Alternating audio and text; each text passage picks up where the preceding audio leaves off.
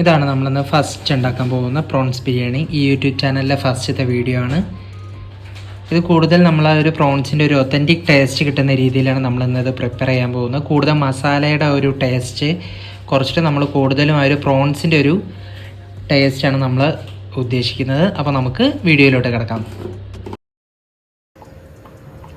നമ്മൾ ഈ ചാനലിന് എന്ത് പേരിടൂടി? കുക്കിംഗ് വിത്ത് പൊണ്ടാട്ടി എന്നിട്ടാലോ?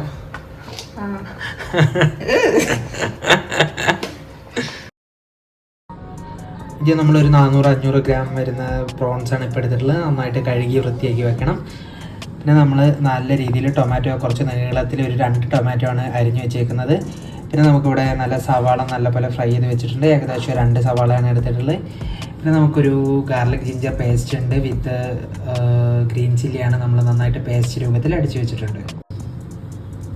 ഇനി നമ്മൾ അതേ പാൻ ചൂടാക്കാൻ പോവുകയാണ്. കുറച്ച് നെയ്യ് ഒഴിച്ചിട്ടുണ്ട്. നേരത്തെ നമ്മൾ സവാള ചൂടാക്കി അതേ പാൻ തന്നെയാണ് നമ്മൾ റീയൂസ് ചെയ്തേക്കുന്നത്. അപ്പം നമ്മുടെ നെയ്യ് അത്യാവശ്യം ചൂടായിട്ട് വന്നിട്ടുണ്ട്. അതിലേക്ക് നമ്മൾ ആദ്യം പെരിഞ്ജീരകം ഇടാൻ പോവുകയാണ്. ഓക്കെ, നമ്മളൊരു 2 ക്ലൗസ് ഇടാൻ പോവുകയാണ്. നമ്മുടെ സ്റ്റാർ ലീവ്സിൻ്റെ ഒരു 2 ചെറിയ പീസ് ഇടുന്നുണ്ട്. ഒരു ഏലക്ക മതിയാവും. കറുകപ്പട്ട, നീ കുറച്ച് അജുവേ ഒരു പൊടിക്കിടുന്നുള്ളൂ. ഇനി നമ്മുടെ ചെറിയ ജീരകടയാണ്. ഇനി നന്നായിട്ടൊന്ന് ഇളകി വരുമ്പോൾ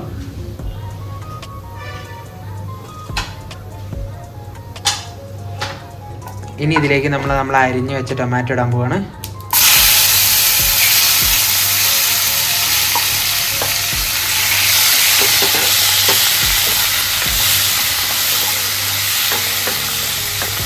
നന്നായിട്ട് ഇളക്കി കൊടുക്കണം.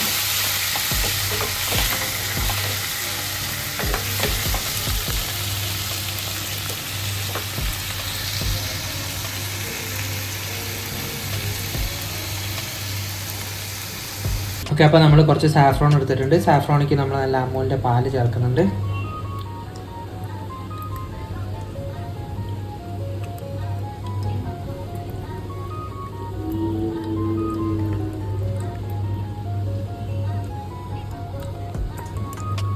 അപ്പോൾ നമ്മുടെ തക്കാളി വെന്ത് ഏകദേശം ഈ ഒരു പരിവാകുമ്പോൾ നമ്മൾ നമ്മുടെ ജിഞ്ചർ ഗാർലിക് പേസ്റ്റ് നേരത്തെ അരച്ച് വെച്ചത് പയ്യെ ആഡ് ചെയ്ത് കൊടുക്കുക. നന്നായിട്ടൊന്ന് ഇളക്കുകയാണ്.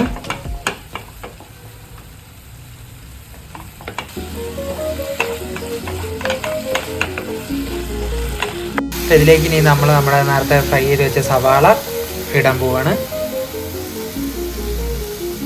ഒരു കുറച്ച് സവാള നമ്മൾ ലാസ്റ്റിലേക്ക് ജസ്റ്റ് ഒന്ന് വിതറാൻ വേണ്ടി മാറ്റി വയ്ക്കും. ബാക്കിയെല്ലായിട്ട് നന്നായിട്ട് ഇളക്കാം. അപ്പോൾ നമ്മളിനി ഇതിലേക്ക് ഒരു പൊടിക്ക് മഞ്ഞൾപ്പൊടി ആഡ് ചെയ്യാണ്.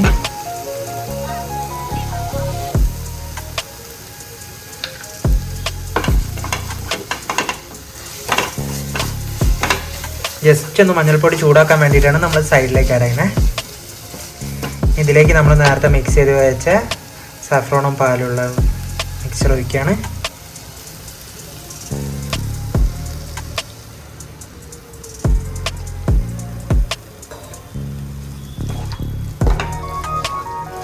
നന്നായിട്ട് ഇളക്കി കൊടുക്കുക. ഇതിലേക്ക് നമ്മൾ കുറച്ച് ഗരം മസാലപ്പൊടി ഇടുകയാണ്. നമ്മൾ സഫ്രോൺ പാൽ മിക്സർ മുഴുവനായിട്ട് ഒഴിച്ചിട്ടില്ല, കുറച്ച് നമ്മൾ ബാക്കി വെച്ചിട്ടുണ്ട്. നമ്മൾ നമ്മുടെ പ്രോൺസിലേക്ക് ഇടാൻ പോവാണ്.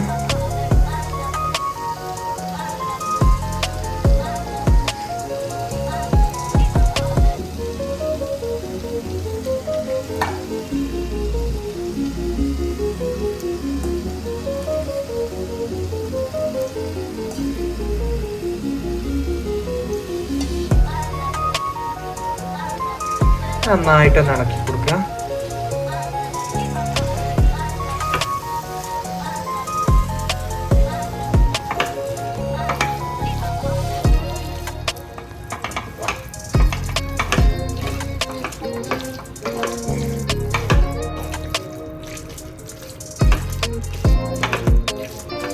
നല്ല രീതിക്ക് മസാല എല്ലാ ഭാഗത്തും ആകുന്ന രീതിയിൽ കളക്കുക. ശേഷം നമ്മൾ ഇതിലേക്ക്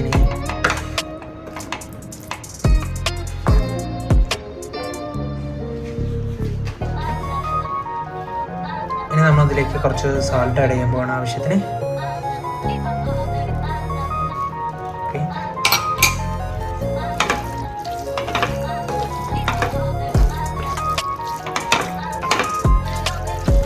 നമ്മളൊരു ഫ്ലേവറിന് കുറച്ച് ലെമൺ, ഒരു ഹാഫ് ലെമൺ സ്ക്യൂസ് ചെയ്യാൻ പോകണം.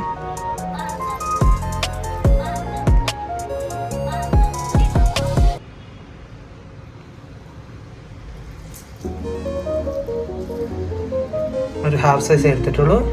ഇനി വീണ്ടും നന്നായിട്ട് ഇളക്കുകയാണ്.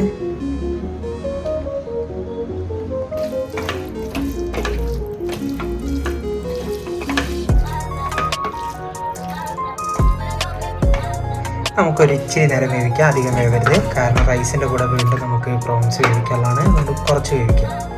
അപ്പോൾ നമ്മളിതേ നമ്മുടെ പ്രോൺസ് മസാല നമ്മൾ കുക്കറിലേക്ക് മാറ്റിയിട്ടുണ്ട്. ഇനി നമുക്ക് റൈസ് കുക്ക് ചെയ്യാം. അപ്പോൾ ഇത് നമ്മൾ നമ്മുടെ മസാല ഇതാക്കിയ സെയിം പാത്രത്തിൽ തന്നെയാണ്. ആദ്യം കുറച്ച് നെയ്യ് ഒഴിക്കുന്നു.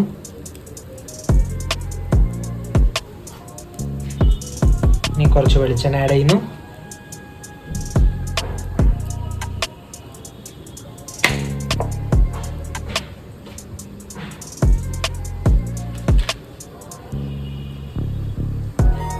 ഇനി നമ്മൾ അതിലേക്ക് കറുവപ്പട്ട,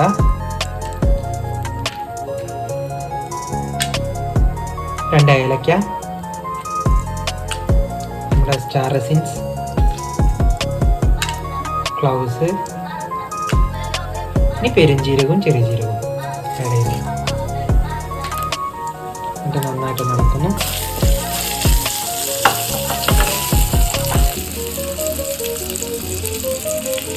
നമ്മളിതിലേക്ക് അരി ഇടാൻ പോവാണ്.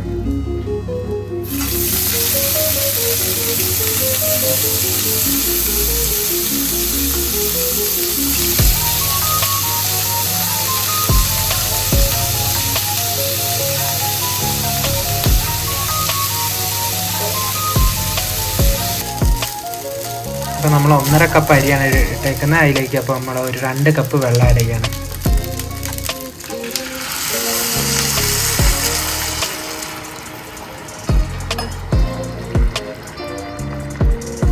ഇതിലേക്ക് നമ്മൾ കുറച്ച് ബേ ലീവ്സ് ആഡ് ചെയ്യാണ്.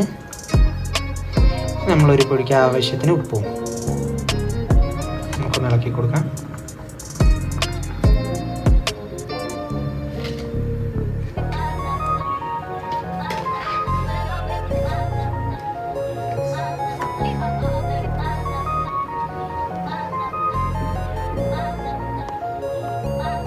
നമ്മളെ ചാനലിന് എന്ത് പേര് ഇടൂടി? കുക്കിംഗ് വിത്ത് പൊണ്ടാട്ടി എന്നിട്ടാലോ?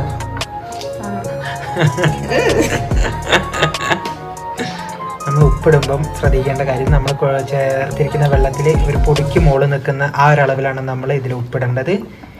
ഇനി നമ്മൾ നേരത്തെ ഫ്രൈ ചെയ്ത് വെച്ചിരിക്കുന്ന ഒനിയൻ്റെ ബാക്കിയിൽ കുറച്ചെടുത്തിടുന്നു. ഓക്കെ, അപ്പോൾ നമുക്ക് നമ്മുടെ അരി ഹാഫ് കുക്ക് ചെയ്യണം. അപ്പോൾ നമ്മളൊന്ന് അടച്ചു വെച്ചേക്കാണ്. ഓക്കെ,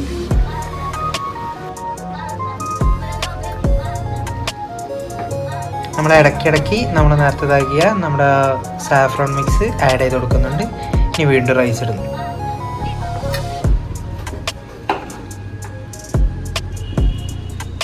അപ്പോൾ റൈസ് മൊത്തമായിട്ട് കഴിഞ്ഞിട്ടുണ്ട്. നമ്മൾ സാഫ്രോൺ മൊത്തമായിട്ട് വയ്ക്കുകയാണ്. നമ്മൾ ദം ചെയ്യുന്നത് പോലെ നമ്മൾ കുക്കർ അടയ്ക്കുകയാണ്. ഓക്കെ, ഇനി നമ്മൾ കുക്കർ അടച്ചു വെച്ച് ഒരു വീസിലടിക്കുന്നവരെ കാത്തിരിക്കാം. ഓക്കെ, ഒരു വീസിലടിച്ച ശേഷം ഏകദേശം 25 മിനിറ്റോളം നമ്മൾ കുക്കർ ഫ്രീ ആയിട്ട് വെച്ചായിരുന്നു. ഇപ്പോൾ ഏകദേശം നമ്മുടെ ബിരിയാണി സെറ്റ് ആയിട്ടുണ്ടാവും. നമുക്ക് തുറന്നു നോക്കാം.